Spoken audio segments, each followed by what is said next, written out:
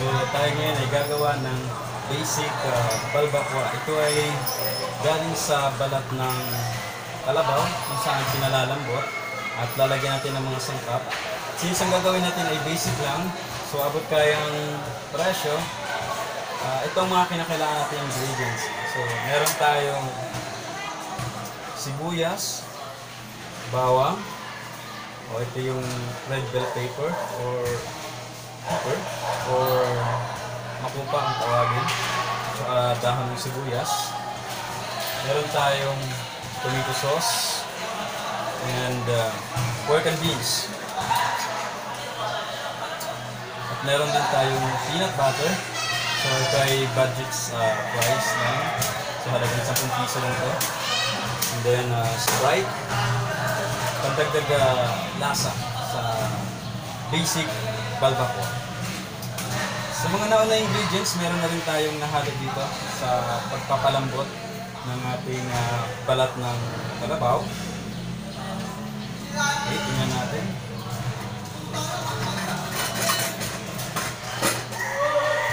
Okay.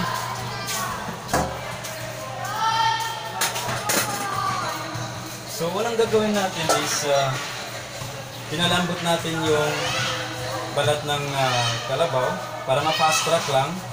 So, sa pagpapalambot, hinalo na natin yung luya at paminta. And then, kunting cubes, pwedeng beef. Optional lang yun. Nasa inyo na yan kung gusto ng ibang lasa o pwedeng bitsin din. Just kunting-kunting asin para sa tamang lasa ng alat. Okay? Since ito ay malambot na, pressure cooker na natin, tabi muna natin ito. Tapos tayo ngayon ay gigisa muna na ibang sangkap. Okay.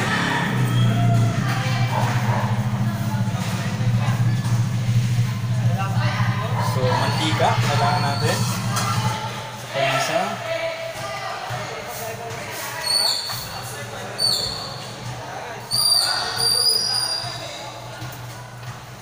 Lutong bahay lang yan. So, hindi naman kailangan kumpleto recados. Kahit basic lang yung mga ingredients natin, masarap pa rin. Basta haluan natin ng may puso pag nagluluto tayo. Okay?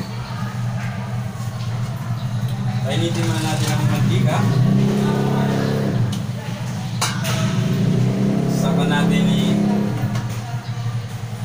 Saka natin ihalo ang isa muna natin ang bawang. Sana narinig nyo kasi medyo maingay sa labas eh. Gamit na lang kayo ng headset pag medyo mahina yung salita ko. Okay, isa.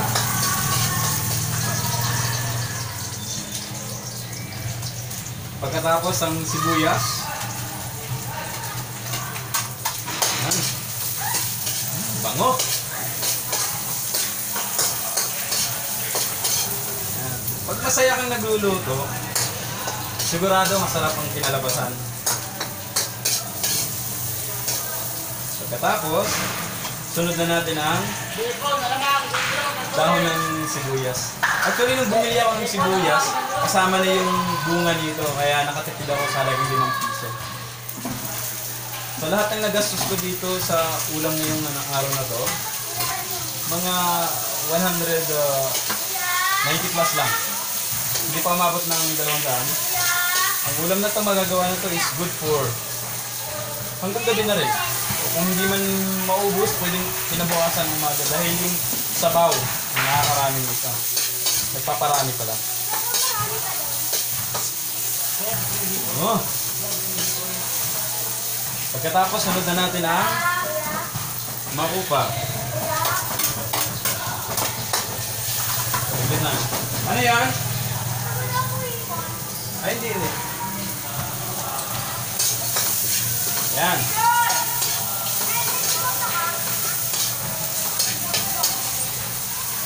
Bango!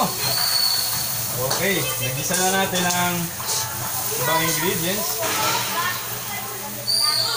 Ngayon naman, ibabalik natin yung pinagkuluang balat ng kalabaw.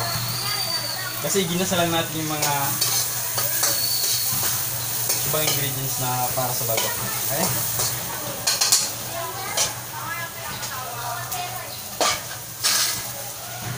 So, balik natin.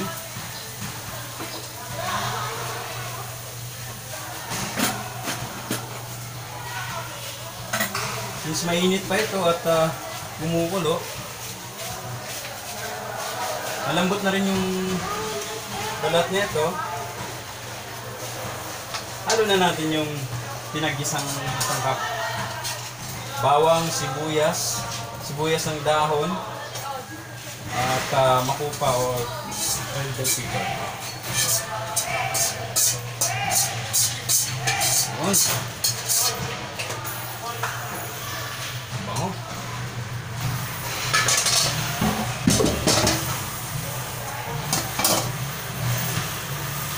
Ayan.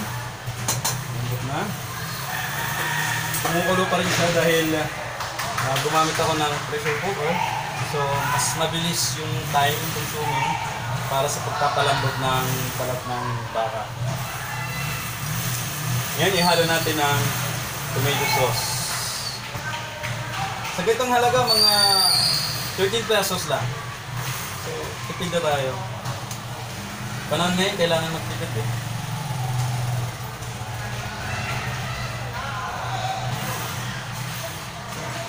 Okay, halo natin.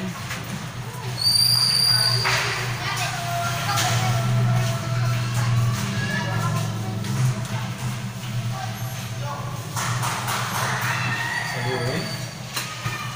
Since mainit at kumukulo na rin, mas mabilis na to.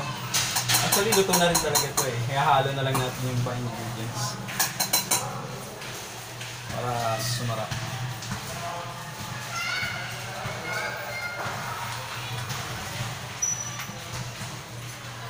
Pagkatapos, ang ating pork and beans. Itong pork and beans ay halagang 12 pesos. So, hindi pa abot ng 200. Marami lang na doon. Sa ganitong kalaking pressure cooker, hanggang dito na yung laman niya. Hindi ko lang may pakita kasi hindi ko mahawakan yung yung camera. Sa mga may bahay dyan na gustong makatipid, itong the best idea. Hindi mo naman kailangan kompleto yung mga ingredients eh. Nasa diskarte na lang ang pagluluto yan para sumarap, di ba? Okay. Alam natin ang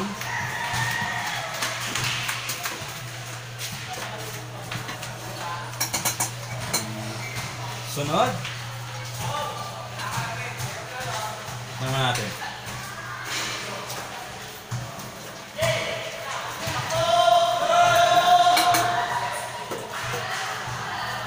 Okay. Takpan natin sandali.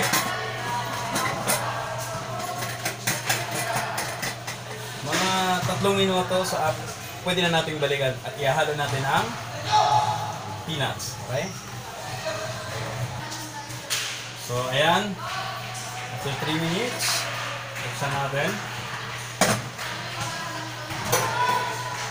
Ihalo natin yan ang peanuts. Peanut butter pala, sorry. Kung wala tayong peanut butter, pwede natin optional pwede natin gamitin yung mani. Durugin lang natin. Kung wala tayong peanut butter.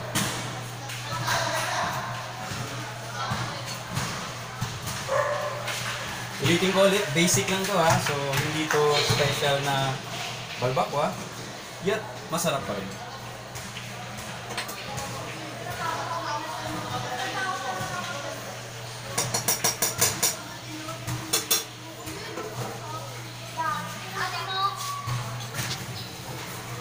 Ngayon, susunod natin panghuli ay yung Sprite.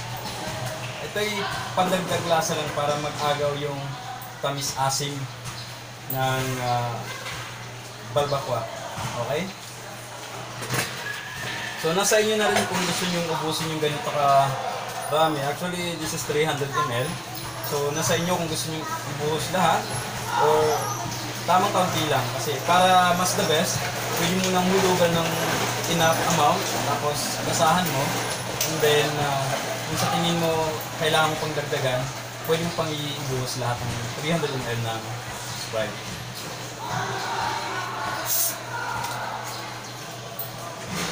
Okay, lagyan natin. So for me, hindi ko muna siya ibubuhos lahat. So kailangan ko muna siyang tikman. Baka kasi maglasang ano na rin. Sumobra yung lasa niya. So mas maganda na rin yung medyo tansya-tansya lang. Kapag na-perfect nyo yung luto na to, the best din itong gawing business. Partner nyo sa, lalo na pag taglamig. Lalo na marami sa inuman. Sarap to. Pag mga lasing, may tanggalamas.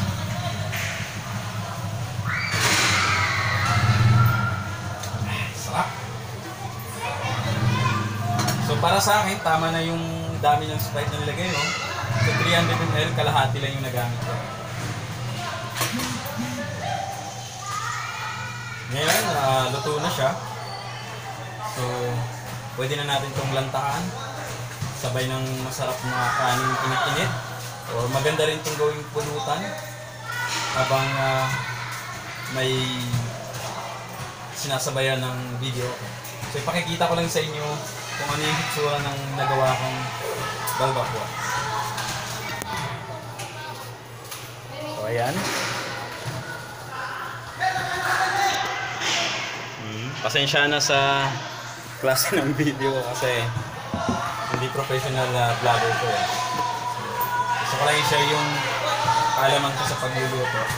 At sana enjoy kayo sa ginawa ko. And then sana try nyo to.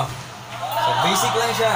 Hindi mo kailangan sobrang kumpleto ng ingredients. Pero syempre, kapag kumpleto yung ingredients, mas masarap din. Pero para sa akin, masarap na rin kahit basic lang. Dahil unang-una, ito ay ulam lang namin, pamilya. So, masarap na rin kahit kaming pamilya lang. Basta may kasamang puso sa pagluluto, masarap na. Diba? Good? Bye-bye. Huwag niyo kalimutan, comment lang kayo kung ano yung masasabi niyo sa ginawa. Salamat!